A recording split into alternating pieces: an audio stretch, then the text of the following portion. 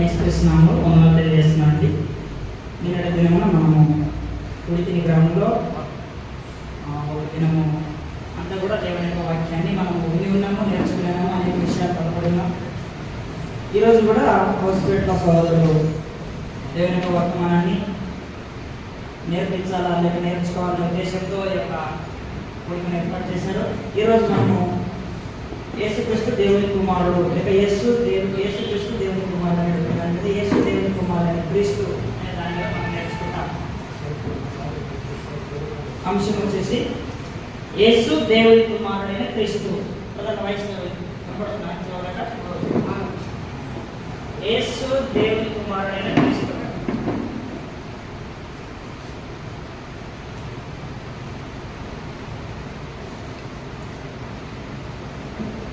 దీని మీద మనం ఆలోచన చేస్తాం. యేసు దేవుని కుమారుడైన క్రీస్తు.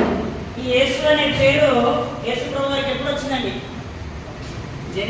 మరియతో దేవతకు వచ్చి అమ్మాని గర్భము ధరించి ఆయనకు యేసు కుమారుడు కంటూ ఆయనకు యేసు అని పేరు పెట్టు. ఈ పేరు మరియ గర్భము ధరించి కుమారుని కన్నప్పుడు పెట్టే పేరు ఇది. క్రీస్తు అనేది ప్రవచనాల నుండి వస్తూ ఉంది. యేసు అనేది వారు ప్రవచనాల్లో లేదు, డైరెక్ట్గా మరియ దగ్గరనే మనకు కనబడుతూ ఉంటుంది. అయితే చాలా మంది మొదటి శతాబ్దంలో ఈ రెండు పేర్ల విషయంలో సమస్యలు వచ్చినాయి అన్నమాట. క్రీస్తు వేరు, యేసు వేరు అనే బోధనలు వచ్చినాయి అన్నమాట మొదటి శతాబ్దంలో. యేసు మరియ కుమారుడు, క్రీస్తు పాత నిబంధనలో చెప్పబడినట్టుగా ఆయన దేవుని కుమారుడు. యేసు క్రీస్తు కాడు అని చెప్తారు అన్నమాట. యేసు ఎవరు కారు? క్రీస్తు కాడు అని చెప్తే అపోస్తలులు, యోహాను గారు, పౌలు గారు అందరూ పరిశుద్ధాత్మ ద్వారా ప్రేరేపించబడిన వారి యేసే క్రీస్తు ఉన్నాడని లేఖనం ద్వారా దృష్టాంతం ఎత్తి చూపించి వారికి నేర్పించడం జరిగింది. అయితే వాళ్ళు ఏం చెప్తున్నారంటే ఈ యేసు అనే వ్యక్తి మరియ కుమారుడు, ఈయన మీద క్రీస్తు అనే ఆత్మ వచ్చి అద్భుతాలు చేసేటట్టుగా ఆ ఆత్మ నడిపించింది లేక నడిపించాడు. ఈయన మరియకు జన్మించాడు, క్రీస్తు అనే ఒక ఆత్మ ఆయన మీద నిలిచి ఆ యొక్క కార్యాలు జరిగించాడు అని చెప్పి బోధించడం ప్రారంభించారు. ఎప్పుడైతే యూదులు రోమిలు పట్టుకున్నారో అప్పుడు ఈ క్రీస్తు అనే ఆత్మ ఆయన నుండి వెళ్ళిపోయాడు కాబట్టి పట్టుకుని సిలువేసి చంపేశారు. చంపింది యేసునే కానీ క్రీస్తుని కాదు. యేసు వేరు, క్రీస్తు వేరు అని బోధిస్తున్నారు. అందుకు ఈ యొక్క యోహాను సువార్త 20:31లో ఒక మాట తెలియజేయబడింది. దాన్ని మనం చదువుకున్నాం. యోహాను సువార్త 20:30-31. మరియు అనేకమైన ఇతర సూచక్రియలు యేసు తన శిష్యుల ఎదుట చేసెను, అవి గ్రంథమందు వ్రాయబడి ఉండలేదు. కానీ యేసు దేవుని కుమారుడైన క్రీస్తు అని మీరు నమ్మునట్లు, యేసు దేవుని కుమారుడైన క్రీస్తు అని మీరు నమ్మునట్లు, నమ్మి ఆయన నామమందు జీవం పొందినట్లు ఇవి వ్రాయబడ్డాయి అని చెప్పారు. మీరు యేసు వేరు, క్రీస్తు వేరు అని నమ్మితే మీరు పోగొట్టుకునేది నిత్య జీవం. ఆస్తి పోగొట్టుకోరు, మీరు ప్రాణాలు పోగొట్టుకోరు, మీరు నిత్య జీవం పోగొట్టుకుంటారు అని చెప్పి తెలియజేసారు అన్నమాట. అన్ని పత్రికల్లో ఈ పదాలు మనకు కనబడుతూనే ఉంటాయి. యేసే క్రీస్తు ఉన్నాడు, యేసే క్రీస్తు ఉన్నాడు అన్నప్పుడల్లా మనకు ఆలోచన ఇక్కడ దాకా తీసుకెళ్ళాలన్నమాట. యేసు క్రీస్తు ఉన్నాడు అనేటువంటిది. అయితే చాలా మంది యేసు క్రీస్తును కేవలము నరుడుగా మాత్రమే బోధించేవాడు ఉన్నాడు. దేవుని కుమారుడు అనేటువంటిది 3 విధాల గ్రంథంలో చెప్పబడింది. మొదటిది సృష్టించబడినందుకు దేవుని కుమారులై ఉంటారు. సృష్టించబడితే దేవునికి కుమారులై ఉంటారు. ఇది ఒక రీజన్. ఒక వ్యక్తి దేవునికి కుమారుడు కావాలంటే సృష్టించబడితే దేవుని కుమారుడు అవుతారు. మనకి లూకా సువార్త 3:38లో ఉందన్నమాట. లూకా సువార్త 3:38లో ఏమంటాడంటే ఆదాము దేవునికి కుమారుడు అని చెప్పాడు. ఎవరు కుమారుడో చెప్పుకుంటూ రిటర్న్ వెళ్తాం అనమాట. యేసు ప్రభు మరియ సంతానంలో వచ్చాడని మరియ వాళ్ళ నాన్నగారి పేరు చెప్పుకుంటూ అలా రివర్స్ తీసుకెళ్తాడు అనమాట. ఈయనకు పుట్టాడు అని చెప్పుకుంటూ రిటర్న్ లాస్ట్ ఆదాము దేవుని కుమారుడు అని చెప్పాడు. ఆదాము దేవుని కుమారుడు ఎలా అయ్యాడు? సృష్టించబడితే కుమారుడు అవుతాడు. కానీ ఇక్కడ ఒక సమస్య ఏంటంటే అతనికి దేవత్వం ఉండదు. సృష్టించబడితే కుమారుడు అవుతాడు కానీ దేవత్వం లేనివాడే ఉంటాడు. చాలా మంది సామెతల గ్రంథం 8:22 తీసుకొని యేసు ప్రభు పరలోకంలో పుట్టాడు అని చెప్తాను. యేసు ప్రభు వారికి గ్రంథం అంటుంది కొలసీపత్రిక 2:9 ఏలైనగా దేవత్వం యొక్క సర్వ పరిపూర్ణత, కొంత కాదు సర్వ పరిపూర్ణత శరీరముగా అంటే సంపూర్ణంగా క్రీస్తునందు నివాసం చేస్తుంది అని చెప్పాడు. అంటే దేవత్వం క్రీస్తులో సంపూర్ణంగా ఉంది. మరి దేవత్వం క్రీస్తులో ఉన్నప్పుడు ఆయన నిత్యత్వంలో దేవుని చేత సృష్టించబడితే ఏముండదు? దేవత్వం లేనివాడై ఉంటాడు. కాబట్టి సృష్టించబడినందుకు యేసు ప్రభువు దేవుని కుమారుడు అనే ఆ బోధ సరైనది కాదు గ్రంథ ప్రకారంగా. కాబట్టి అది మన మనసు దగ్గర తీసేయాలి. సామెతల గ్రంథం 8:5 నేను పుట్టి తిని అనే పదాలు తీసుకొని ఇదిగో యేసు ప్రభు జ్ఞానం, దేవుని జ్ఞానం. కొరింథీ పత్రిక 1:24 ఇదిగో దేవుని జ్ఞానం క్రీస్తు. అవి రెండింటిని కలిపి ఒకటి చేసి చెప్తున్నారు. అసలు అవి కలుస్తాయా? లేఖనాలన్నీ జాగ్రత్త చేసి ఒక దగ్గరికి పెడితే వ్యతిరేకం అవుతాయి, కలవయి అన్నమాట. కలపాల్సినే కలపాల. జోడి పెడితే ఆ జోడి ఎలా ఉండాలో మనకి ద్వితీయోపదేశ కాండం 20:10 చెప్తాడు.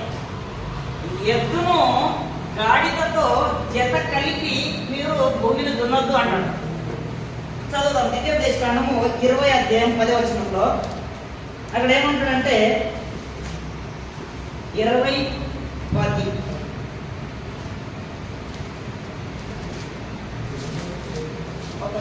యుద్ధము చేయటకు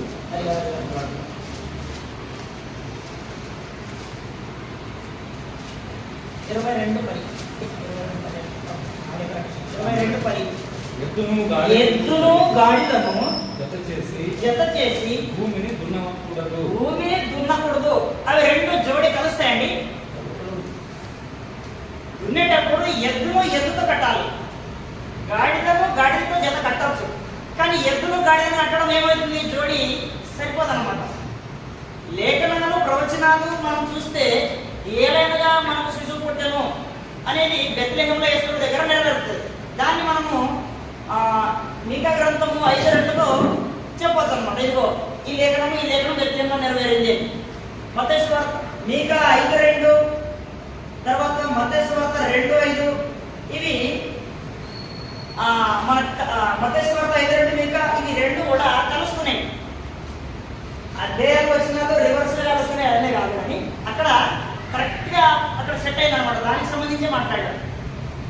ఇప్పుడు ఇక్కడ ఏమైంది? ఇది పరిశుద్ధాత్మ ఈ రెండింటిని సంపూర్ణంగా బెత్లెహేములోనే యేసు పుడతాడని ప్రవచనము ఇక్కడ నెరవేరుతుంది. బెత్లెహేములో అవి కలిసినాయి. కానీ సామెతల గ్రంథంలో ఉన్నది జ్ఞానము దేవుడు సృష్టించాడని, అది వ్యక్తిగా మాట్లాడుతుందని కనబడుతూ ఉంటుంది. దాన్ని విశ్వాసం చేసి ప్రభావం చూపించి ఈయన పర్వతంలో పుట్టాడు అని చెప్పి కలపడం అనేది కరెక్ట్ కనెక్షన్ కాదన్నమాట. గ్రంథానికి విరుద్ధంగా ఉంది. అలా సృష్టించబడిన వ్యక్తి ఏమై ఉండడు? దేవత్వము కలిగిన వాడై ఉండడు, దేవత్వము లేనివాడై ఉంటాడు. కాబట్టి ఎవరైనా యేసు ప్రభు సృష్టించబడ్డాడు అని చెప్తే దాన్ని మనం నమ్మకూడదు. యెషయా గ్రంథం 9:6 దీన్ని చూపించి కూడా వాళ్ళు చెప్తా ఉన్నారు. దాన్ని మనం ఆలోచించాలి. యెషయా గ్రంథం 9:6 ఏముంది? ఏలయనగా మనకు శిశువు పుట్టెను. ఇప్పుడు అడుగుతారు అనమాట మనకి ఏముంది అక్కడ? పుట్టెను, పుడతాడు అంటే ఫ్యూచర్. పుట్టెని మనం ఎలా చూడాలి? దీన్ని ఇలాంటి ప్రవచనమే పరిశుద్ధాత్ముడు మనకు ఆదరణ కొరకు మరొకటి రాయించాడు. యూదా పత్రిక 14:15 యూదా పత్రిక 1:14 ఆదాము మొదలుకొని 7వ వాడైన హానోకు కూడా వీరిని గురించి ప్రవచించి ఇట్లనెను, ఇదిగో అందరికీ తీర్పు తీర్చుటకును వారిలో భక్తిహీనులందరూ భక్తిహీనంగా చేసిన వారి క్రియలన్నిటినీ గురించి భక్తిహీనులైన పాపతనకు విరోధంగా చెప్పిన కఠినమైన మాటలన్నిటిని గురించి వారిని ఒప్పించుటకును ప్రభువు తన వేవేల పరిశుద్ధుల పరివారంతో వచ్చెను. అక్కడ ఏముందండి? వచ్చెను అంటే పాస్ట్ ప్రజెంట్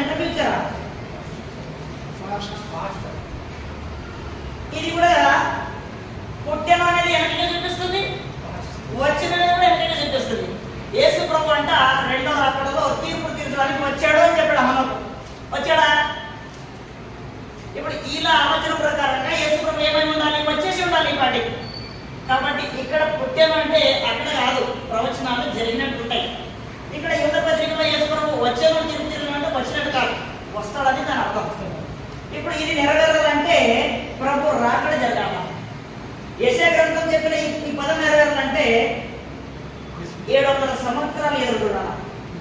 అందులో ఎన్ని లైన్లు? ఏ లైన్లు? మన శిశువు పుట్టినప్పుడు రండి. ఇప్పుడు మనకు పుట్టెను అనే పదం నెరవేరడానికి ఎంతకాలం పట్టింది? దాదాపుగా సుమారు 700 సంవత్సరాలు పట్టింది. ఇప్పుడు రెండో లైన్ చదవండి. రెండో లైన్ ఏముంది? మనకు శిశువు పుట్టాను. రెండో లైన్ లో మనకు కుమారుడు అనుగ్రహింపబడాము. ఆ మొదటి లైన్ కి రెండో లైన్ కి 33 సంవత్సరాల 6 నెలల తేడా ఉందన్నమాట. ఇది బెత్లెహేంలో నెరవేరింది మొదటి లైన్. రెండవ లైన్ కుమారుడు అనుగ్రహించబడిన సిలువలో నెరవేరింది. 33 సంవత్సరాల 6 నెలలు అన్నమాట సుమారుగా. దీనికి మొదటి లైన్కి రెండో లైన్కి అంత తేడా ఉంది. మూడో లైన్ చూడండి. ఆయన భుజం మీద రాజ్యభారం ఉందను. దీనికి మళ్ళీ 53 రోజులు తేడా ఉంది. ఇది పెంటెకోస్తు పండుగ దినం. పరిశుద్ధాత్ముడు వచ్చి సంఘాన్ని కట్టినప్పుడు ఇది పెంటెకోస్తు పండుగ దినాన. ఇవన్నీ కూడా ఒక్కసారిగా నెరవేరలేదు. ఒక్కొక్కటి నెరవేరుతాయి. శిశువు పుట్టెను అన్నప్పుడు బెత్లెహేం దాకా ఏదో చూడాలి. బెత్లెహేంలో యేసు జన్మించేదాకా అప్పుడు నెరవేరుతుంది. శిలువలో అనుగ్రహించబడ్డాడు కుమారుడు అందరికీ. పుట్టినప్పుడు మనకి ఏమైనా ఉపయోగపడుతుంది? యేసు ప్రభు పుట్టగానే మన పాపాలు పోతాయా? యేసు ప్రభు జన్మించగానే మన అందరికి రక్షణ వచ్చిందా?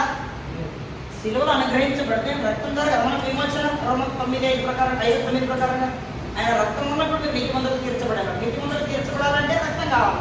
కాబట్టి శిలువలోకి ఎదురు. మూడోది ఆయన రాజ్యభారమైన భుజం మీద వచ్చిన. రాజ్యభారం ఎప్పుడు వచ్చింది? పుట్టగానే రాజ్యభారం వచ్చిందా? రాలేదు, సమయం పట్టిన రాజ్యభారం. ఇంకా లైన్ ఏముంది?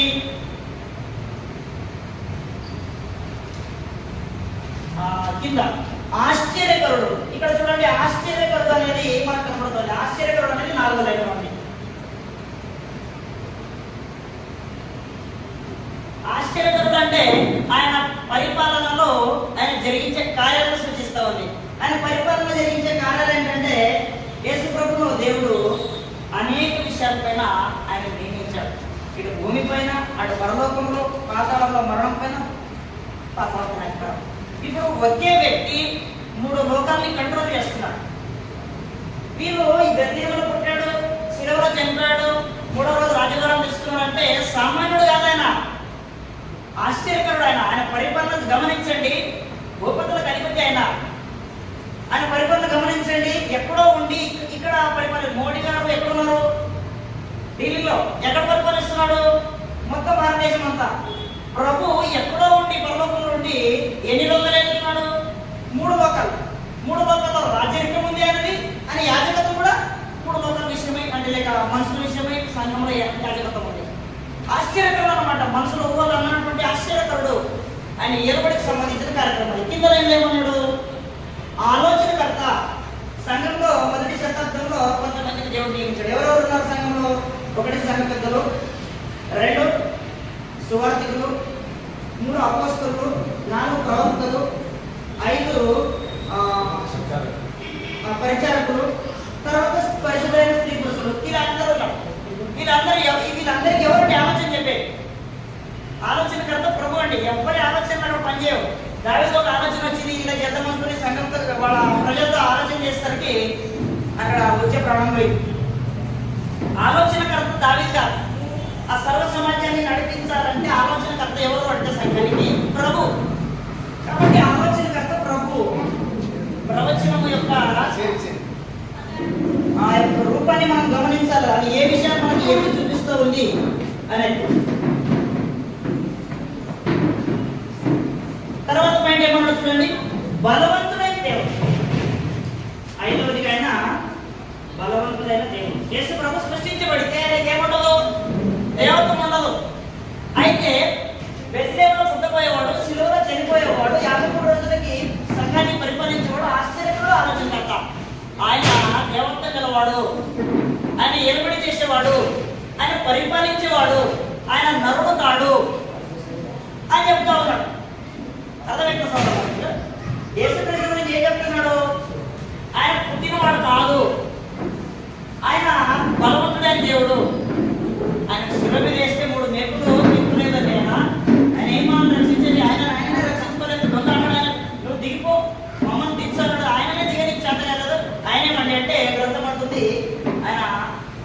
మౌనం వెనక ఒక గొప్ప రిజల్ట్ జరిగినది. యూద కొడుతుంటే యూద దగ్గర మౌనం ఉన్నాడు, రోమిల్ కొడుతుంటే రోమిల్ దగ్గర మౌనం ఉన్నాడు, పరిచయ కొడుతుంటే పరిచయ దగ్గర మౌనం ఉన్నాడు, శాస్త్రం కొడుతుంటే శాస్త్రం దగ్గర మౌనంగా ఉన్నాడు.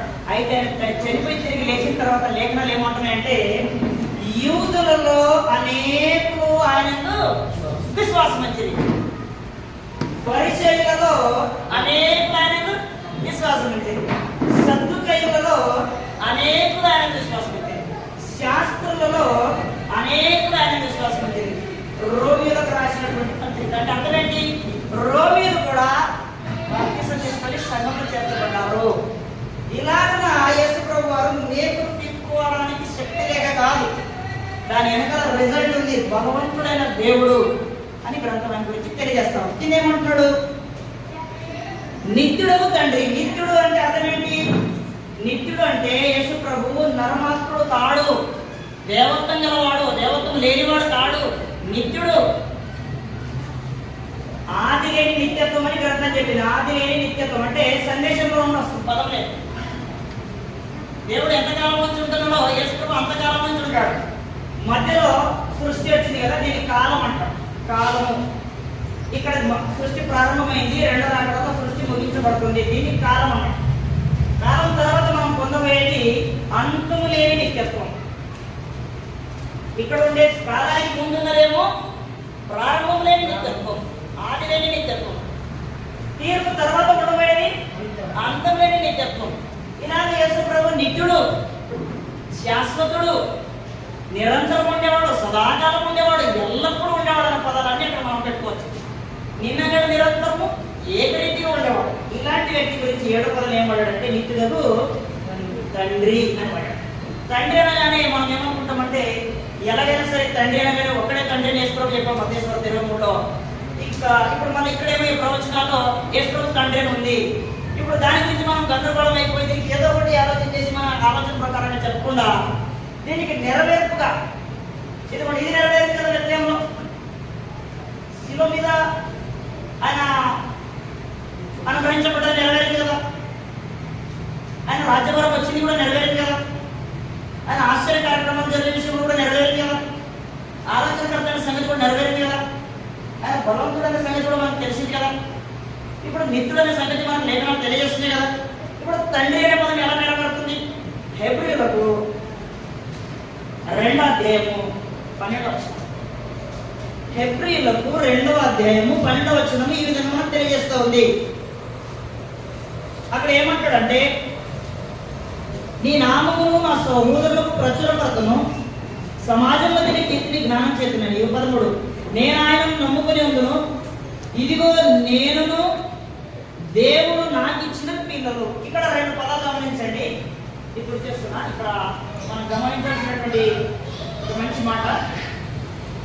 నేను అంటే ఎవరండి? యేసుక్రీస్తు ప్రభు.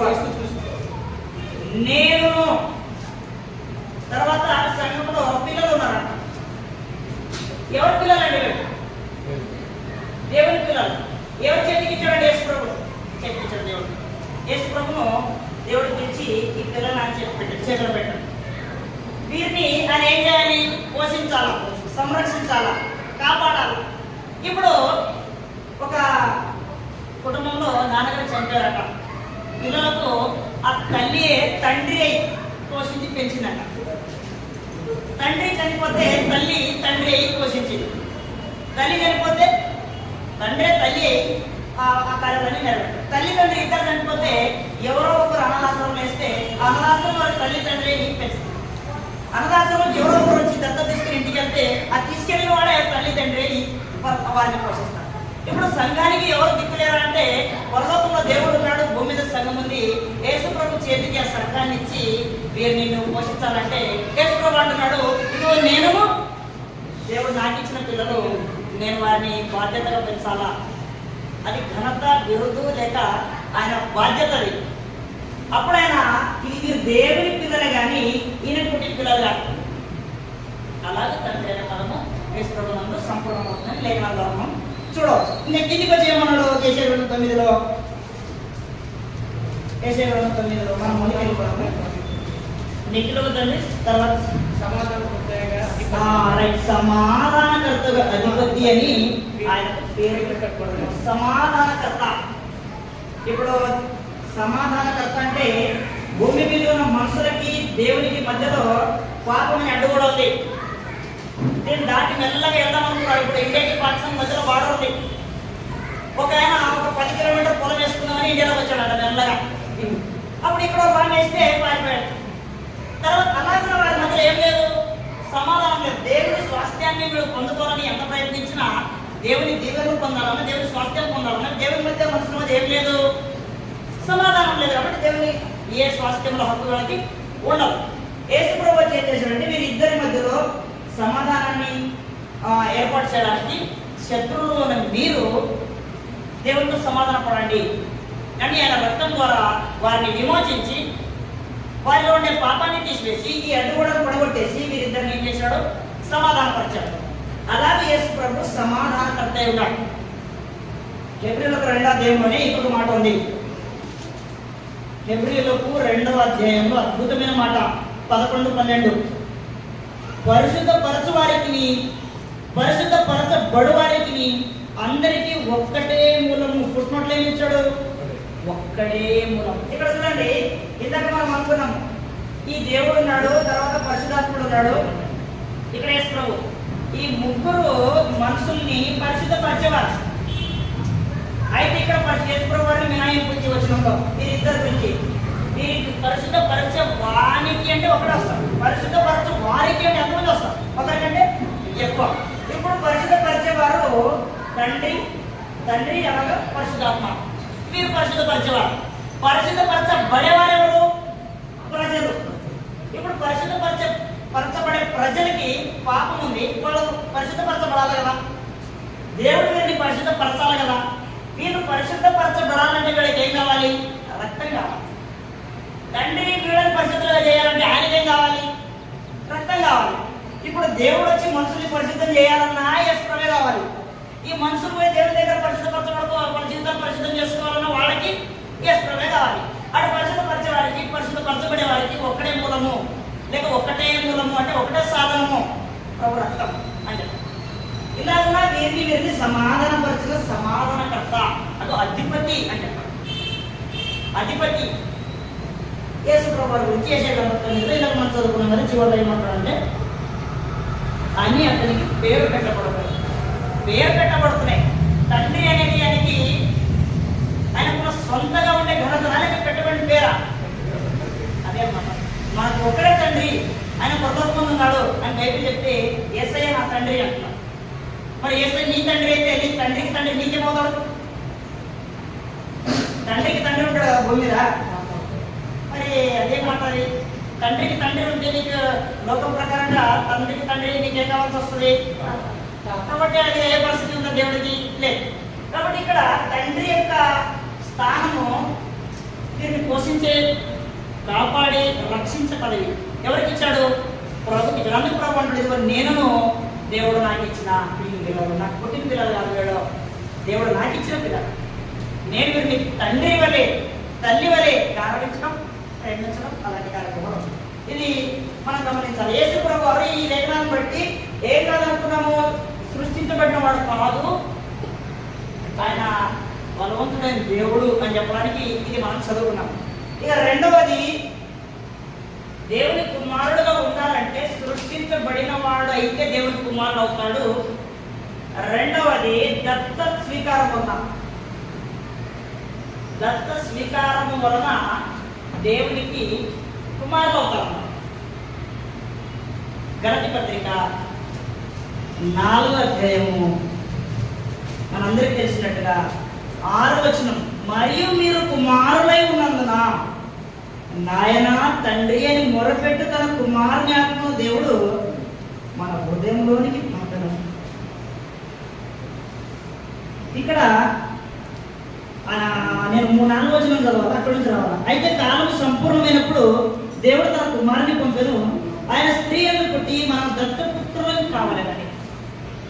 ఇక్కడ మనం ఏం కావాలని దేవుడు కోరుకుంటున్నాడు, దత్తపుత్రులు కావాలని కుమారుని హృదయంలోనికి పంపిండట. ఒక అతన్ని లోకంలోనికి, ఒక అతన్ని హృదయంలోనికి. దీన్ని బట్టి బోధలు మళ్ళీ ఇక్కడ 2 రకాల బోధలు వచ్చినాయి, అది కొంచెం చెప్తాను. లోకంలోనికి వచ్చిన కుమారుడు ఎవరు? యేసుక్రీస్తు. హృదయంలో నాయన తండ్రిని మొరపెట్టి కుమారుని ఆత్మ అన్నాడు కాబట్టి పరిశుద్ధాత్ముడు కుమారుడు అని చెప్పి వాళ్ళు తయారయ్యారు. నాయన తండ్రిని మొరపెట్టి కుమారుని ఆత్మను హృదయంలోకి పంపాడు. ఏ ఆత్మ అది? కుమారుని ఆత్మ అన్నాడు కాబట్టి ఇది పరిశుద్ధాత్మ. ఈ పదము పరిశుద్ధాత్మకు సంబంధించి పదం. పరిశుద్ధాత్మను హృదయంలోకి పంపాడు. యేసు ప్రభువును లోకానికి పంపాడు. లోకానికి పంపిన కుమారుడేమో మొదటి కుమారుడు, హృదయానికి పంపిన కుమారుడేమో రెండో కుమారుడు అని చెప్తున్నారు. అది కరెక్టేనా? కరెక్ట్ కాదు. దేవునికి ఎంతమంది కుమారులు ఉన్నారు? దేవునికి ఏకైక అద్వితీయ జ్యేష్ఠ కుమారుడు అని ఆయన గర్వంగా చెప్తున్న ఒక కుమారుడు యేసు ప్రభువు. మన గురించి అలా చెప్పుకోవడానికి మనకు కూడా అంత ధైర్యం సరిపోతుంది. ఇప్పుడు కుమారుడు తాగుబోతున్నాడు, తండ్రి కలెక్టర్ ఉన్నాడు. ఇప్పుడు ఆయన వచ్చి అదిగో కలెక్టర్ వచ్చి అదిగో ఆ బుడగలు చూస్తున్నారు ఆయన నా కుమారుడు అని చెప్పుకుంటాడా? అదే ఒక కుమారుడు మంచిగా అందంగా రెడీ అయ్యి మంచిగా 10 మందితో గొప్ప స్థానంలో కూర్చొని ఘనంగా కనబడితే ఈయన స్టేజ్ మీదకి వచ్చి ఏమంటాడు? అదిగో అక్కడ ఉన్నాడు ఆయన నా కుమారుడు అని చెప్తాడు. బురదలో ఉన్నాడు చూసి ఏమంటాడు? చెప్పుకోడు. అబ్రాహాం ఇస్సాకు యాకోబు భూమి మీద బతుకుతున్నారంట. ఇల్లు కట్టుకోండి అబ్రాహాం అన్నాడంట. నేనేమో భూమి మీద ఉన్నా, ఇక్కడ పరలోకం ఉంది, నేను నడుచుకుంటూ వెళ్తున్నా. ఈ నడుచుకుంటూ వెళ్ళేది యాత్ర, నా గమ్యము పరలోకం. ఇది దేవుడు నా కోసము, దేవుడు శిల్పి అయి నిర్మాణకుడై పునాదిలేసిన పట్టణం. భూమి మీద ఉన్న ఇల్లేమో మేము కట్టుకున్నది. అబ్రాహాం ఇల్లు కట్టుకోమని అడిగితే ఆయన అన్నాడంట బస్సులో వెళ్ళేటప్పుడు ఎవడన్నా బస్సులో ఇల్లు కట్టుకుంటాడని? నేను యాత్రికులు పరదేశం కాబట్టి మేము యాత్ర చేస్తున్నాం. బస్సులో మాకెందుకు ఇల్లు? మరి ఏం చేస్తావు మరి నువ్వు అంటే ఇల్లు కట్టుకోవాలంటే దేవుడు దేనికి శిల్పియు నిర్మాణకుడై ఉన్నాడో పునాదుగా ఆ పట్టణం కోసం నేను ఎదురు చూస్తున్నాను, నాకు ఐదు కావాలి. ఇలా వీళ్ళు ఏం చేస్తారంటే ఆ పట్టణం కోసం ఎదురు ఇలాగ జీవించే వారి గురించి దేవుడు ఏమంటాడు? ఇదిగోయినా నా కొడుకు అని చెప్పుకుంటాడండి. వారిని గురించి నేను వారి తండ్రిని వారి దేవుడిని చెప్పుకోవడానికి దేవుడు సిగ్గుపడడు. ఈరోజు మనము ఇటు సినిమాలు చూస్తున్నాము, ఇటు లోకంతో కలుస్తున్నాము, ఇటు సీరియల్ చూస్తున్నాము, లోకంతో కలుస్తున్నాము, ఇష్టం వచ్చినట్టు బ్రతుకుతున్నాము, నేను దేవుడు కొడుకుని అని చెప్పడానికి మనకు సిగ్గుండాలి. కానీ దేవుడు వీళ్ళు నా పిల్లలు అని చెప్పడానికి దేవుడు కూడా ఇష్టపడండి. అయితే యేసుక్రీస్తు గురించి మాత్రము ఈయన నా ప్రియ కుమారుడు, ఈయన నేను ఆనందిస్తున్నాను, ఈ విశ్వాసులందరూ నాకు పిల్లలు, నా కుమారులు, నా ప్రజలు అని దేవుడు కూడా సిగ్గుపడు. ఇప్పుడు ఇక్కడ ఏమంటున్నారంటే యేసుక్రీస్తు లోకానికి పంపిన కుమారుడు, పరిశుధాత్మ హృదయానికి వచ్చిన కుమారుడు అని అంటున్నారు. పరిశుధాత్మ కుమారుడు కాదు. బైబిల్లో కొన్ని పదాలు వాడాడు. క్రీస్తు ఆత్మ అంటే ఎవరి పేరండి? పరిశుధాత్మ పేరు. ఈ క్రీస్తు అనే పదం ఏదైతే ఉందో ఇది యేసుప్రభువు వారి సొంతం. ఈ క్రీస్తు పేరు పక్కన ఆత్మ అనే పేరు పెట్టాడు అంటారు. అసలు క్రీస్తు అంటేనే ఆ పదానికి ఆత్మ అని అర్థం. క్రీస్తు ఒక ఆత్మ కదండి, క్రీస్తు దేహం కాదు కదా. క్రీస్తు అంటేనే ఆత్మ. ఇప్పుడు రెండు పదాలు ఒకే దగ్గర ఉంటే క్రీస్తు ఆత్మ అంటే ఇది కూడా యేసుప్రభువు అంటే దాని అర్థం కాదు. క్రీస్తు ఆత్మ అంటే క్రీస్తు పంపిన ఆత్మ, లేక క్రీస్తు యొక్క అధికారంలో పనిచేస్తున్న పరిశుద్ధాత్మ, ఇలాగే వస్తున్నాడు. ఇప్పుడు యెహోవా ఆత్మ లేక దేవుని ఆత్మ అంటే దేవుడు అంటేనే ఒక ఆత్మ, మన పక్కన ఆత్మ ఉందనుకోండి పరిశుద్ధాత్మ అని అర్థం చేసుకోవాలి, లేక దేవుడు పొందిన పరిశుద్ధాత్మ అని అర్థం చేసుకోవాలి. ఇప్పుడు కుమారుని ఆత్మ, కుమారుడు అంటేనే యేసుప్రభువే, ఆత్మ అంటే పరిశుద్ధాత్ముడే. కుమారుని ఆత్మ పంపాడంటే క్రీస్తు అధికారంలో పరిశుద్ధాత్మ వచ్చిన అర్థం తప్ప రెండో కుమారుడు అని చెప్పడానికి ఉద్దేశించింది కాదు. అర్థమైంది కదా, దీంట్లో సమస్య లేదు. కాబట్టి ఇక్కడ మనం ఇప్పుడు అర్థం చేసుకోవాల్సింది ఏంటంటే మనము దత్తపుత్రులము కావాలనని, గలతీ పత్రిక 4:4 దత్తపుత్రులను కావాలనని యేసు ప్రభు ఈ లోకానికి వచ్చి ధర్మశాస్త్రానికి లోబడి మనల్ని ఆ దత్త స్వీకారం చేసుకోవడానికి దేవుడు ఆయన పంపాడు. ఇప్పుడు దత్త స్వీకారం ఎక్కడ జరుగుతుంది? క్రీస్తు సంఘంలో బాప్తిజం ద్వారా జరుగుతుంది. బాప్తిజం పొందిన వాళ్ళందరూ దేవుడికి ఏమవుతున్నారు? కుమారులు, దత్త కుమారులు అవుతున్నారు. ఇలా దత్తకు తీసుకోబడిన కుమారులు, దత్త స్వీకారం ఉన్న పుత్రులైన వారికి ఏముండదు? దేవత్వం ఉండదు. సృష్టించబడితే ఏముండదు? దేవత్వం ఉండదు. దత్త స్వీకారం చేసుకుంటే ఏముండదు? దేవత్వం ఉండదు. అయితే యేసుక్రీస్తుకు దేవుని కుమారుడే, కానీ ఆయనకి ఏముంది? దేవత్వం ఉంది. ఆ కుమారత్వం లేరన్నమాట. అది అర్థం చేసుకోవడానికి ఈరోజు మనం దీన్ని ఆలోచన చేస్తున్నాం. ఇక్కడ గమనించండి, బాప్తిజం పొందినప్పుడు మనం దేవునికి ఏమవుతున్నామంటే కుమారుడు. ఈ కుమారత్వము యేసు ప్రభు వారు మనకంటే ముందుగా ఇశ్రాయేలులకు ఇవ్వాలనుకున్నాడట. వాళ్ళకి ఇస్తే, ఎందుకంటే వాళ్ళు ముందు నుంచి ధర్మశాస్త్రాలు ఉన్నారు కాబట్టి యేసు ప్రభు డైరెక్ట్గా ఆయననే వెళ్ళిపోయినట. ఇప్పుడేమో స్వార్థ పంపించింది, కానీ అప్పుడు డైరెక్ట్ ఆయన వచ్చిండట. ఆయన వచ్చి డైరెక్ట్ వాళ్ళ దగ్గరికి వెళ్ళి, మీరు దేవుని పిల్లలు అవ్వండి, నన్ను విశ్వసిస్తే మీరు దేవుని కుమారులు అయిపోతారు, నన్ను విశ్వసించండి, నన్ను అంగీకరించడం వాళ్ళకి చెప్పాడట. పై అవసరం లేదని యేసు ప్రభు పంపించేసాడు. ఆయన తన స్వకీయుల యొద్దకు వెళ్ళెను. ఆ స్వకీయులు ఆయనను అంగీకరించలేదు. ఎందుకు వాళ్ళు అంగీకరిస్తలేరని, ధృవీకరిస్తారని. సర్లే అని చెప్పి లోకం దగ్గరికి వెళ్ళిపోయాడట. మొదటిది స్వకీయులు. రెండవది, ఆయన లోకములో ఉండెను. లోకము ఆయన నమ్మలేదు. లోకానికి వెళ్తే ఆ లోకంలో మాకు అవసరం లేదు. సొంత జనులని ఇశ్రాయేలీలు, యూదులు. కరెక్ట్. ఇప్పుడు అది యోహాను సువార్త 1వ అధ్యాయంలో అది చదువుతాం. యోహాను సువార్త 1వ అధ్యాయంలో 11వ వచనము. ఆయన తన స్వకీయుల యొద్దకు వచ్చెను. ఆయన స్వకీయులు ఆయనను అంగీకరించలేదు. 10వ వచనం. ఆయన లోకంలో ఉండెను, లోకము ఆయన మూలముగా కలిగెను, కానీ లోకము ఆయనను తెలుసుకోలేదు. లోకం దగ్గరికి వెళ్తే లోకం తెలుసుకోలేదు, స్వకీయుల దగ్గరికి వెళ్తే స్వకీయులు అంగీకరించలేదు. అప్పుడేమన్నాడు, నా టైం అయిపోయింది, నేను వెళ్ళిపోతున్నా అని చెప్పి పరలోకం నుంచి సందేశం పంపించాడు అనమాట. మూడవదిగా పరలోకం నుంచి వీళ్ళిద్దరు భూలోకంలో ఉన్నారు కదా, ఇక్కడ సందేశం సువార్త పిలుపు అనమాట. సువార్త పిలుపు పంపించి ఇప్పుడు వీళ్ళ దగ్గరికి వెళ్తే వాళ్ళు అంగీకరించలేదు, లోకం దగ్గరికి వెళ్తే వాళ్ళు అంగీకరించలేదు. ఇప్పుడు వాళ్ళంతా వాళ్ళే రావాలా, వాళ్ళంతా వాళ్ళే రావాలన్నమాట. ఇప్పుడు వీళ్ళంతా వీళ్ళే వచ్చి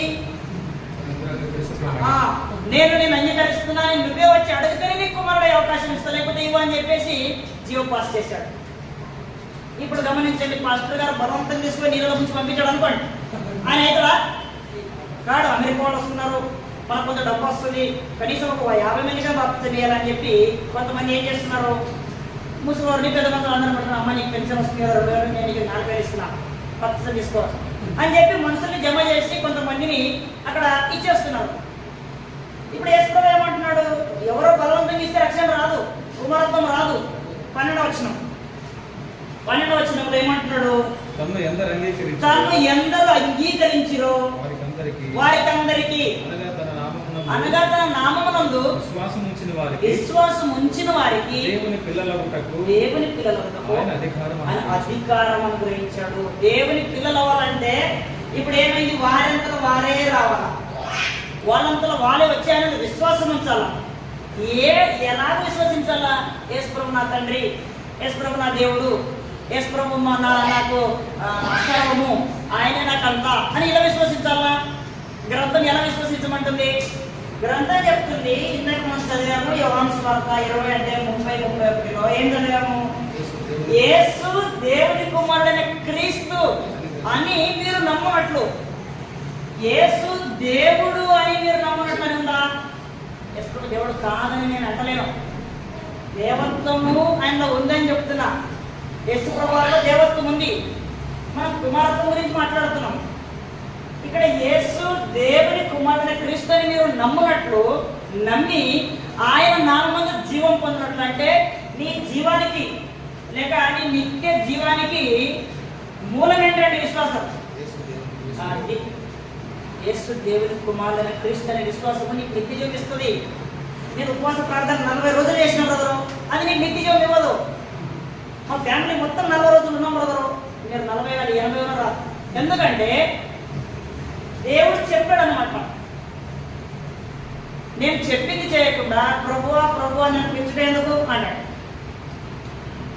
ప్రభువా ప్రభు అని పిలుచు ప్రతివాడు పరలోక రాజ్యంలో ప్రవేశించడు, కానీ నా తండ్రి చిత్త ప్రకారం. ఆ చిన్న పదం అండి, మీరు గమనించి, చిత్తం అంటే ఇది ఎంత పెద్ద పదం అండి, ఇంత పొడుగుందా?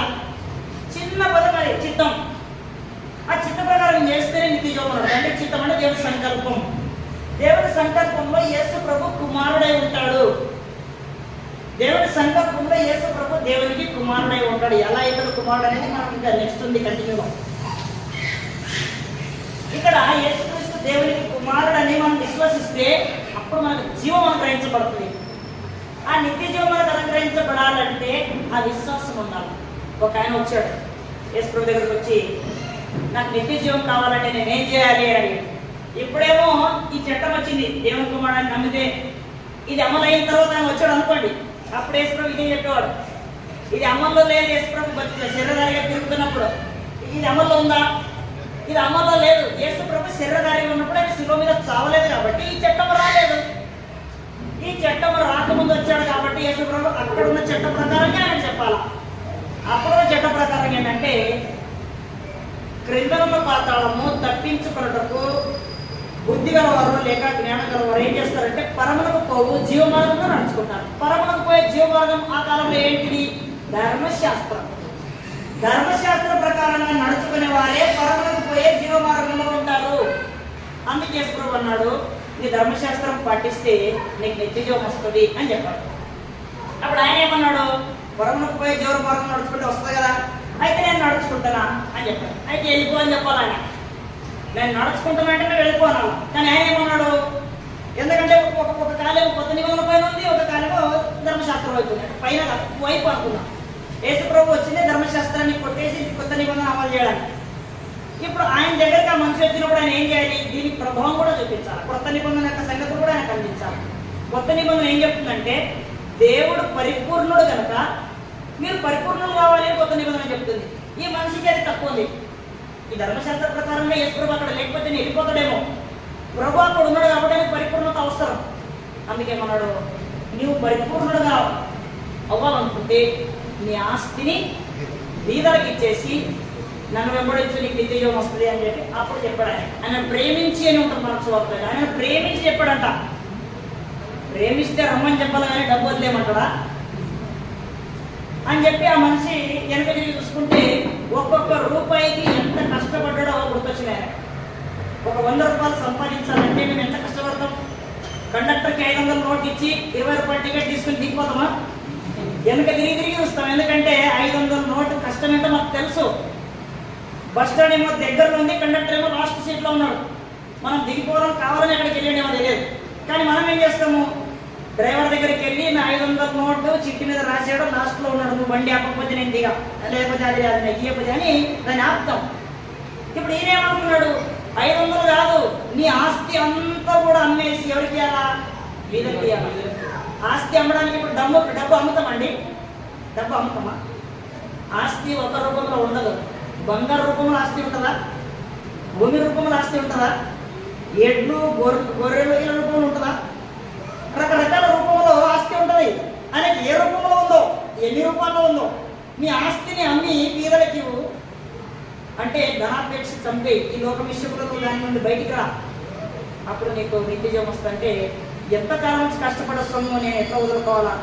కనీసం మా పిల్లల పేరు మీద రాసి వెళ్ళిపోతే బాగుంటుంది. కానీ మొత్తం బీదలు కట్టడం బీదలు అంటే ముందు నుంచి పడదు. కాబట్టి మనిషి నిత్య జీవాన్ని పోగొట్టుకున్నాడు. వచ్చినట్టు చెప్పబడలేదు. ఇప్పుడు మనం ఆలోచిస్తున్నామంటే నిత్య జీవాన్ని పొందాలంటే క్రీస్తు మరలా కొత్త నిబంధన చట్టాన్ని అమలు చేశారు, అది ప్రవేశపెట్టారు. కొత్త నిబంధనలో ఈయనలాగా నేను ధర్మశాస్త్రం పాటించానండి, ఇదిగో 10 ఆజ్ఞలు ఇక్కడ రాశారు, దీని ప్రకారం నేను చేశానండి వస్తానంటే రావు. ఇక్కడ సంగతులు వచ్చాయి. యేసు దేవుని కుమారుడైన క్రీస్తు అని మీరు నమ్మునట్లు, నమ్మి ఆయన నామమందు జీవం పొందినట్లు రాయబడ్డాయి. అప్పుడు వినబడుతుంది లోకంలో యేసు వేరు క్రీస్తు వేరు అని. యేసు మరియ కుమారుడు, క్రీస్తు ప్రవచనంలో చెప్పిన దేవుని కుమారుడు, ఈయనగాడు అని చెప్తున్నాడు. ఈ మరియ కుమారుడు మట్టి దేవునితో పుట్టాడు కాబట్టి ఈయన మరియ కుమారుడు మాత్రమే. పరిశుద్ధాత్మ లాగా క్రీస్తు అనే ఒక ఆత్మ ఉన్నాడు. ఆయన యేసు మీద ఎంతకాలం ఉంటే అంతకాలం స్వార్థ చేశాడు, అద్భుతాలు చేశాడు, చనిపోయిన వారిని లేపాడు. ఇంకా ఆత్మ పరిశుద్ధాత్మ యేసు ప్రభు ఆత్మ వెళ్ళిపోయిన తర్వాత ఈయన ఏం చేయలేకపోయాడు అని చెప్పి అబద్ధం చేసేసాం. అప్పుడు పరిశుద్ధాత్ముడు పరలోకం నుంచి యేసు ప్రభు పంపించి నీకు సర్వసత్యంగా నడిపిస్తాడు, సంగతులు క్లియర్గా చెప్తాడని చెప్పాడు. అప్పుడు ఆయన వచ్చి అపొస్తలులో ఉండి కొత్త నిబంధన సంగతులు బోధించడం కాకుండా రచనలు కూడా చేయించాడు అన్నమాట వాళ్ళ చేత. కొత్త నిబంధన రచనలు ఎవరి జ్ఞానంతో రాశారండి? పరిశుద్ధాత్ముడి జ్ఞానంతో రాశారు. ఆయనకు ఆలోచన ఎవరు చెప్తారు? పరిశుద్ధాత్ముడికి ఎవరు చెప్పాల్సిన అవసరం లేదు, ఆయన సొంతంగా ఆయన జ్ఞానం ఉంది. అలాగైతే సొంత జ్ఞానం ఆయనకున్నా కూడా దేవుడు ఇచ్చినటువంటి ఆ హద్దుల్లోని పరిశుద్ధాత్ముడు ఏం చేస్తాడు? కొత్త నిబంధన రాస్తాడు. అలాగే మన నిత్య జీవానికి విశ్వాసం అనేది ముడిపడింది. బ్రదర్ నేను ఆ సోదరుని మొబైల్కి ఒక లాక్ పెట్టాడు ఇందాక. ఆ సోదరునికి నువ్వు విడేది అంటే ఆయన వచ్చి ట్రై చేశాడు కానీ అది ఓపెన్ కాలేదు. అప్పుడు ఆయన ఏమన్నాడు, బ్రదర్ ఈ లాక్ తీస్తేనే కానీ వీడియో ఆన్ అయ్యేటట్లేదు నువ్వు రా. అట్లా నేను బ్రదర్ బాప్తిజం తీసేస్తున్న బ్రదర్ నాకు నిత్యజీవం వచ్చేస్తుందంటే నీకు ఈ లాక్ పోవాలా, ఈ లాక్ అనేది పోవాలా, లేకపోతే నీ కెమెరా అన్న కదా, లేకపోతే నీకు వచ్చాడు రా. ఆ లాక్ ఏంటంటే యేసు దేవుని కుమారుడని క్రీస్తు అని మీరు నమ్మాలా. అలాగ నమ్మి నువ్వు బాప్తిజం పొందితే నీకు నిత్యజీవం ఉంటుంది. అది బాప్తిజానికి ముందు నువ్వు నేర్చుకోవాల్సింది, బాప్తిజానికి ముందు నువ్వు తెలుసుకోవాల్సిన సంగతులు. అయితే మనం ఏం చేస్తాము, చెప్పాల్సిన అన్ని చెప్పాను లేదు అని చెప్పి మళ్ళీ నీటిలో మళ్ళీ ఒక ప్రసంగం, మళ్ళీ సైడ్కున్నప్పుడు ఒక ప్రసంగం. అట్లా మనం ముందుగానే సిద్ధపరచాలి కానీ రన్నింగ్లో సిద్ధం చేయడం కాదు. అలాగే ముందే అపోస్తల కార్యములో 8వ అధ్యాయంలో ఒక్కొక్క మాట రాయబడింది, దాన్ని చదువుదాం. 35 నుండి 36 నుండి. అపోస్తల కార్యం 8:35-36. అప్పుడు ఫిలిప్పు నోరు తెరిచి ఈ లేఖనం అనుసరించి అతనికి యేసును గురించిన స్వార్థ ప్రకటించాను. వారు త్రోవలో నడుచుండగా నీళ్లున్న ఒక చోటికి వచ్చినప్పుడు నపుంసకుడు, ఇదిగో నీళ్లు, నాకు బాప్తిసం ఇచ్చుటకు ఆటంకమేమని అడిగి రథము నిలుపుకుని ఆజ్ఞాపించాను. ఫిలిప్పు నీవు పూర్ణ హృదయంతో విశ్వసించినలో పొందవచ్చునని చెప్పిన. అతడు యేసుక్రీస్తు దేవుని కుమారుడని విశ్వసించుతున్నానని ఉత్తరం ఇచ్చాను. బాప్తిజానికి ముందేనండి, నీళ్ళలోకి దిగడానికి ముందే. ఎందుకంటే దేవుడు ఆ లాక్ పెట్టాడు అనమాట రక్షణకు. దేవుడు పాస్వర్డ్ వేసేసాడు. రక్షణ రావాలంటే పెట్టిన లాక్ ఏంటంటే విశ్వాసం. ఏ విశ్వాసము? యేసు నా తండ్రి అనే విశ్వాసంతో ఓపెన్ చేస్తే ఓపెన్ అవుతుందా నాకు? రక్షణ వస్తుందా? యేసు నా దేవుడు, యేసు నా తండ్రి అనే విశ్వాసంతో ఈ రక్షణ అనేది రాదు. అప్పుడు నపుంసకుడు, యేసు దేవుని పూర్ణ హృదయంతో విశ్వసిస్తున్నావా? అలా విశ్వసిస్తే తీసుకొని ఫిలిప్ అంటాడు. అప్పుడు ఆయన ఏమంటాడు, పూర్ణ హృదయంతో అంటే నా హృదయం నిండా ఏమి నిండి ఉందో చెప్తాను అన్నాడు. ఏమి నిండి చెప్పు అంటే యేసు దేవుని కుమారుడు నా హృదయం అంతా నిండింది. అయితే నువ్వు ఆటంకం లేదు. యేసు ప్రభు నా హృదయం నిండా వేరే విశ్వాసం నిండిందండి అంటే నీకు ఆటంకం ఉంది, ఆటంకం ఉంది. ఎందుకు ఈ విషయాలన్నీ దేవుడు రాస్తున్నాడంటే మనకి నిత్య జీవం కోసమే. మన నిత్య జీవానికి ఈ విశ్వాసము మూలమే ఉంది. కాబట్టి వీళ్ళు ఏం చేశారు, బాప్తిజం తీసుకున్నాడు, బాప్తిజం ఇచ్చాడు. ఇంకెప్పుడు కూడా ఫిలిప్ ఆయన కలవలేదంటే ఆయన కలవలేదంట. కానీ ఒకటి మాత్రం గుర్తుపెట్టుకున్నాడు, యెరూషలేముకి వెళ్ళి ఆరాధన చేసుకోవాలా. నపుంసకుడు ఐథియోపియా నుండి ఇక్కడికి ఆరాధనకు వస్తాడు యెరూషలేముకి. యెరూషలేములో ఇప్పుడు 2 ఆరాధనలు స్టార్ట్ అయినాయి. ఒకటేమో యెరూషలేము ఆరాధన, రెండోది కొత్త నిబంధన యెరూషలేము లేక సంఘం, క్రీస్తు సంఘం ఆరాధన. 2 యెరూషలేములోనే ఉన్నాయి కదా. నపుంసకుడు అప్పుడు రథం ఎక్కడ నిలిపేవాడు? ఈ ధర్మశాస్త్ర సంబంధం యెరూషలేము ఆ మందిరం ముందు నిలబెట్టేవాడు. ఇప్పుడు బాప్తిజం తీసుకుని వెళ్ళిపోయాడు. పొరపాటున కన్ఫ్యూజ్ లో కూడా బండి తీసుకొచ్చి వాళ్ళ రథం ఇక్కడ ఆపడానికి ఏం చెప్తాడు ఎంతమంది? ఇక్కడ ఈ రోజు నుండి మన రథం ఇక్కడ ఆపకో, మన రథము ఎక్కడ ఆగాల? యేసు దేవుని కుమారుడైన క్రీస్తుని నమ్మి బాప్తిజం తీసుకున్నానే ఇక్కడ ఆగాల అని చెప్పి నెక్స్ట్ సండే నుండి శనివారం వచ్చేవాడు రాడు, ఇక ఆదివారం వస్తాడు. ధర్మశాస్త్రము శనివారం ఆరాధన, ఇంకా శనివారం ఆరాధన మారిపోయింది.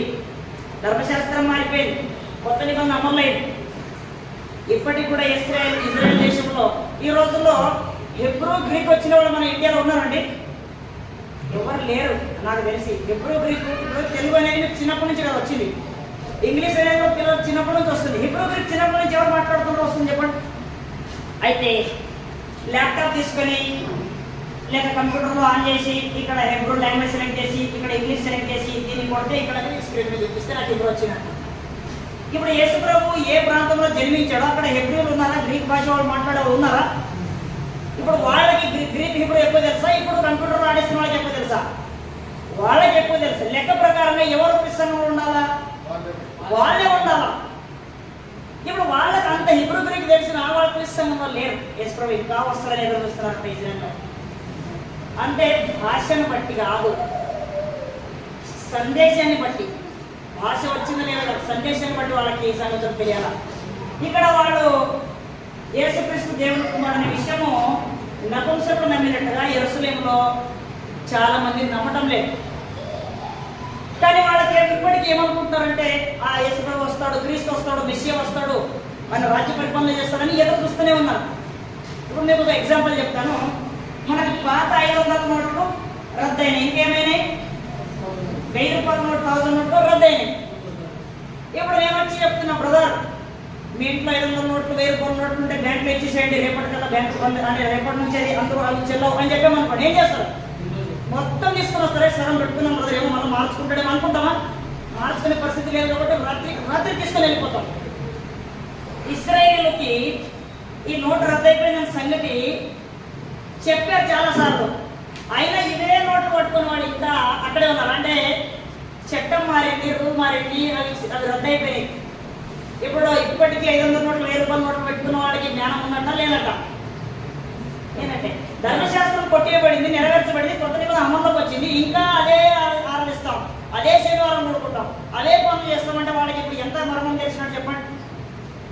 కాబట్టి చట్టం మారిన సంగతి గుర్తుపెట్టండి. ఇప్పుడు యేసు దేవుని కుమారుడైన క్రీస్తుని మనం నమ్మితే మనకు నిత్య జీవం ఉందని గ్రంథం తెలియజేస్తూ ఉంది. ఇలా నమ్మకపోతే మనకు నిత్య జీవం లేదు. కానీ ఇంతవరకు మనము ఏం చూసామంటే, ఇలాగనే యేసుప్రభు సృష్టించబడితే దైవత్వము లేనివాడై ఉంటాడు, దత్త స్వీకారం ఉన్న యేసు దేవుని కుమారుడని నమ్మితే మనం కుమారులు అవుతున్నాము. మనకు కూడా ఏముండదు, దైవత్వం ఉండదు. ఎంతమందిని తీసుకోండి, ఎంతమందికైనా బాప్తిసం ఇవ్వండి, కానీ వాడు ఏం కాదు, దేవత్వం గలవాడు కారు. అయితే వీళ్ళకి కుమారత్వం ఉంది. ఇంకా కొన్ని పదాలు బాప్తిజం పొందిన తర్వాత కొన్ని పదాలు వాడారు. బాప్తిజం పొందిన తర్వాత మనకు వాడిన పదాలు ఏంటంటే, మత్తయి సువార్త 5:9 దత్త స్వీకారం పొందిన వాడికి మత్తయి 5:9 ఏమన్నాడంటే, సమాధానపరచువారు ధన్యులు, వారు దేవుని కుమారులు అనబడతారు. బాప్తిజం పొందినటువంటి మనము స్వార్థ చేతులు పట్టుకొని బాప్తిజం పొందిన వాళ్ళ దగ్గరికి వెళ్ళి, అయ్యా నీకు బాప్తిజం పొందలేదు కదా, నీకు రక్షణ లేదు కదా, యేసుదేవుని కుమారుని విశ్వసించు, నీకు రక్షణ వస్తుంది, అదే సమయంలో నీకు నిత్యజీవం లభిస్తుందని మనం వెళ్ళి చెప్పినప్పుడు దేవునితో అతనికి ఏమవుతుంది? సమాధానం. అలా సమాధానపరిచే పని మనం చేస్తున్నామా? అలా సమాధానపరిచే పరిచయం మనం చేస్తున్నామా? అలా చేస్తే మనం ఏమనబడతామండి? దేవుని కుమారుడు, ఇది దత్త స్వీకారం పొందిన వారికి సంబంధించింది. నిజంగా ఆయన దేవుని కొడుకే అని మనం అనిపించుకోవాలంటే దాని ఫలం ఫలించాలి. నిజంగా నువ్వు దేవుని కుమారుడే. ఇంకా లెక్కల టీచర్ కొడుకుకి లెక్కలు రాలేదనుకోండి, నిజంగా నువ్వు టీచర్ కొడుకు అంటా, ఎవరు నువ్వు అసలు నాన్న పేరు అంతా తిరగబడుతున్నాను. దేవుని కుమారుడు ఏం చేయాలి? సమాధానపరచాలా. అప్పుడు లోకం అంటుంది, నువ్వు సమాధానపరిస్తే నువ్వు దేవుని కుమారుడు అని చెప్పిన ఇది వాళ్ళకి సంబంధించి. ఇంకా రెండవది అదే 5:44 మత్తయి 5:44 అక్కడ ఏమంటున్నాడు? 44 అంటే, పొరుగు వారిని ప్రేమించి నీ శత్రువును ద్వేషించుమని చెప్పబడిన మాట మీరు విన్నారు కదా. నేను మీద చెప్పుతేమనగా, మీరు పరలోకమందున మీ తండ్రికి కుమారుడై ఉంటున్నట్లు మీ శత్రువును ప్రేమించండి. మీ శత్రువును ప్రేమిస్తే మీరు ఏమై ఉంటారు? పరలోకం తండ్రికి కుమారులై ఉంటారు. ఈ దత్త స్వీకారం పొందినటువంటి మనము సమాధానపరచాలా. రెండవది శత్రువును ప్రేమించాలి. మనం ఏమంటాం? మన దేవుడు చూసుకుంటాడు కదా, వాడు సత్యం వింటలేడు, ఎన్నిసార్లు చెప్పాను కానీ వాడు సత్యం వింటలేడు కదా, వాడు దేవుడు చూసుకుంటాడు. ఇప్పుడు దేవుడు చూసుకుంటాడు అని అనటంలో లోపల ఎంతో కొంత అతని మీద విరోధ భావం ఉందా లేదా? సోదరులారా గమనిస్తున్నారా? మనము ఒక వ్యక్తి ఒక 10 సార్లు చెప్పాం, ఆయన ఇంటలేడు, మారతలేడు, కోపం వచ్చి ఏమంటాము? దేవుడు చూసుకుంటాడు కదా. అంటే అతను శిక్షించబడాలా, అతడు నాశనం కావాలా, అతనికి శిక్ష పడితేనే బుద్ధి వస్తుంది అన్న ఫీలింగ్ ఉందా లేదా మనలో? అది కూడా ఉండదు, ఆ ఫీలింగ్ కూడా ఉండదు. అలాగే శత్రువుని కూడా ప్రేమించే స్వభావం ఎవరికైతే ఉంటుందో వారు ఏమని పిలువబడతారు? నిజంగా దేవుని కుమారుడండి అని ఈ దత్తపుత్రులుగా మనకి ఆ బిరుదు ఉంటుందన్నమాట. తర్వాత రోమా 8:14 ఇంకొక మాట రాశాడు. రోమీయులకు 8:14 ఆత్మచేత ఎందరూ నడిపించబడుతురో వారందరూ దేవుడు. వారందరూ ఒకరిద్దరు కాదు, ఆత్మచేత నడిపించబడితే. ఒక ఆయన కాలువలో పడిపోయాడంట, మందు తాగి కాలువలో పడిపోయాడంట.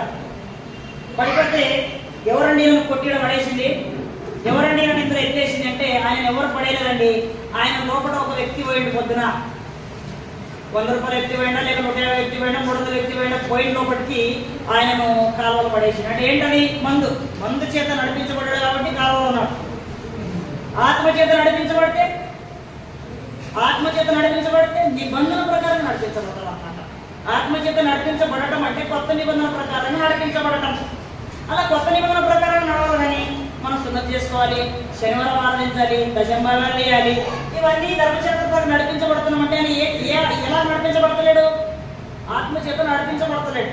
అయితే ఆత్మ చేత నడిపించబడే వ్యక్తి కొత్త నిబంధన చేత నడిపించబడుతుంటాడు, శత్రువులను ప్రేమిస్తుంటాడు, సమాధానపరిచే కార్యక్రమంలో ఉంటాడు. అతడు ధన్యుడై ఉంటాడు. అతను ఎవరికి ఏమవుతాడు?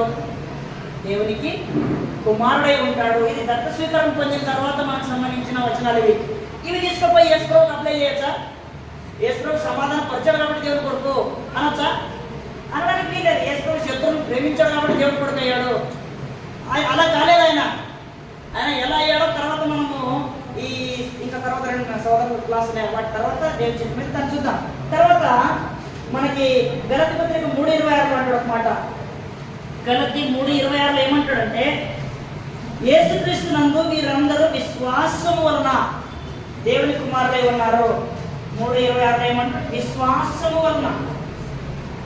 విశ్వాసం వల్ల మనం ఏమయ్యాము? దేవుని కుమారులం.